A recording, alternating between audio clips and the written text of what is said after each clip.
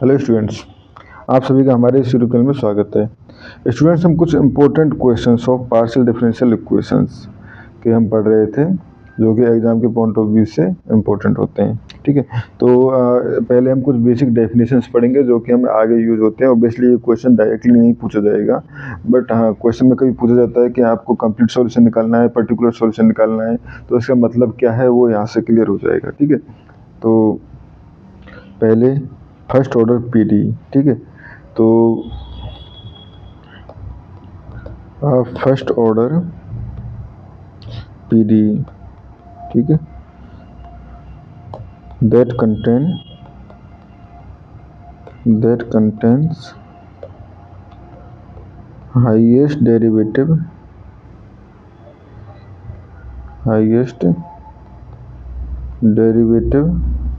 of first order, ठीक है, is called first order PD. यानी हाईएस्ट डेरिवेटिव जो होना चाहिए वो फर्स्ट ऑर्डर का होना चाहिए। ठीक है, तो इन जनरल अगर हम कहना चाहें, इन जनरल इसको हम ऐसे लिख सकते हैं, F X Y Z del Z upon del X and del Z upon del Y. यानी कोई फंक्शन होगा इस तरह का, तो वो फंक्शन जो है first order partial differential equation का एग्जाम्पल होगा। ठीक है, इसको ऑब्वियसली कहीं जगह F X Y Z P and Q भी लिखा जाता है, जहाँ पे पी इक्वल टू वही del Z upon del X and Q equal to del Z upon del Y. ठीक है, जैसे अगर एग्जाम्पल लें हम, del Z upon del X plus del Z upon del Y plus X equal to 0। Students, इसका मतलब ये नहीं है यहाँ पे हमने दे दिया तो पार्शियल डिफरेंशियल इक्वेशन में सभी टर्म मिलनी चाहिए। सभी टर्म मिलना ज़रूरी नहीं है। ठीक है, बट इस तरह से ये मिल जाना चाहिए। ठीक है, ये हो गया हमारे पास।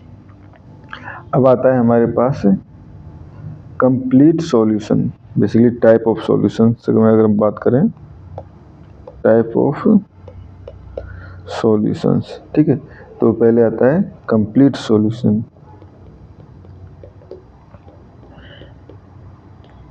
ठीक है, तो अ कंप्लीट इंटीग्रल या a complete solution of the first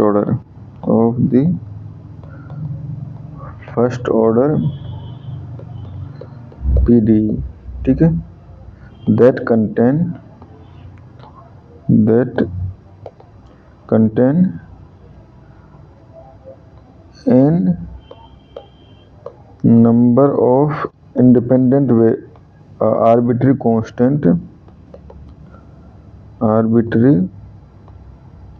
constants and n number of independent variables.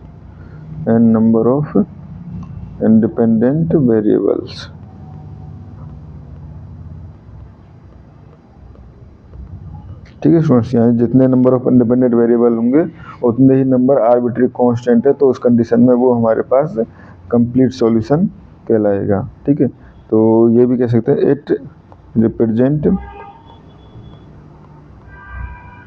The family of surfaces.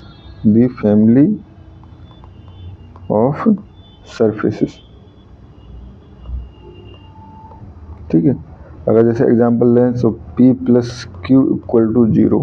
ठीक है, ये इसका एग्जांपल हो गया। इसका अगर हम कंप्लीट सॉल्यूशन निकालें, तो अगर इसका कंप्लीट सॉल्यूशन मैं यहाँ पे निकाल के नहीं दिखा रहा हूँ स्टूडेंट्स, क्योंकि यहाँ पे हमारे पास एम एस सिर्फ ओनली एग्जाम्पल क्वेश्चन समझना। ठीक है, तो A X minus Y plus B, जहाँ पे ए एंड बी जो है वो आर्बिट्री कांस्टेंट हैं। ठीक है, where A and B are arbitrary constants. ठीक है स्टूडेंट्स, ये हो गया हमारे पास आंसर जो है कंप्लीट सॉल्यूशन। इसके बाद सेकंड आता है हमारे पास particular solution.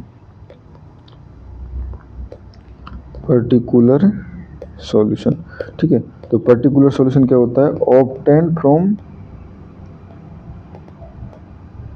Obtained from complete solution by giving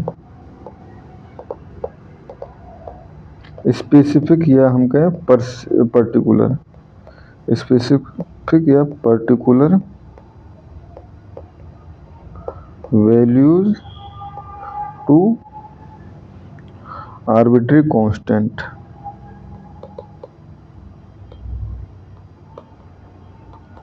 ठीक है स्टूडेंट्स, थोड़ा जैसे एग्जांपल के लिए देखें तो z equal to A X minus Y plus C जो था वो कंप्लीट सॉल्यूशन था।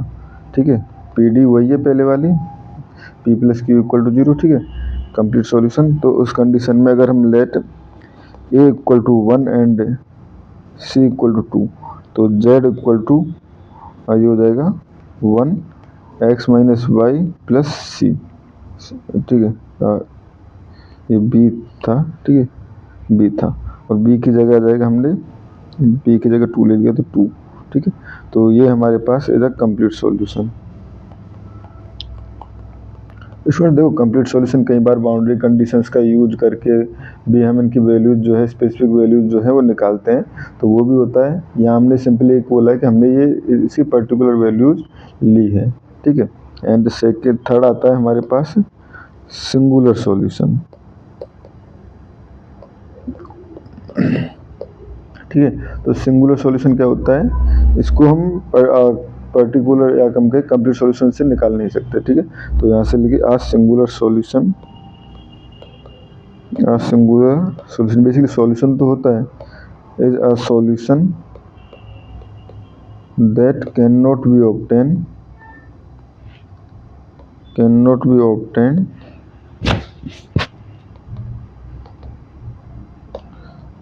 by giving particular values to arbitrary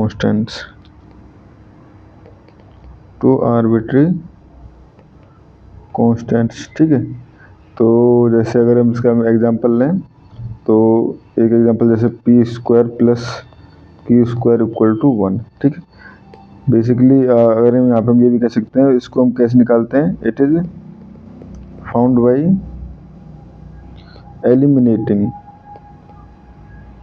eliminating sign of P D. ठीक, जैसे del Z I del Z upon del X, del Z upon del Y, इस तरह के sign को रिमूव करके हम पर्टिकुलर सॉल्यूशन निकालते हैं। ठीक है, तो जैसे P square plus Q square equal to 1 है। ठीक है, तो इसका एक कंप्लीट सॉल्यूशन तो हमारे पास Z equal to A X plus B Y plus C है।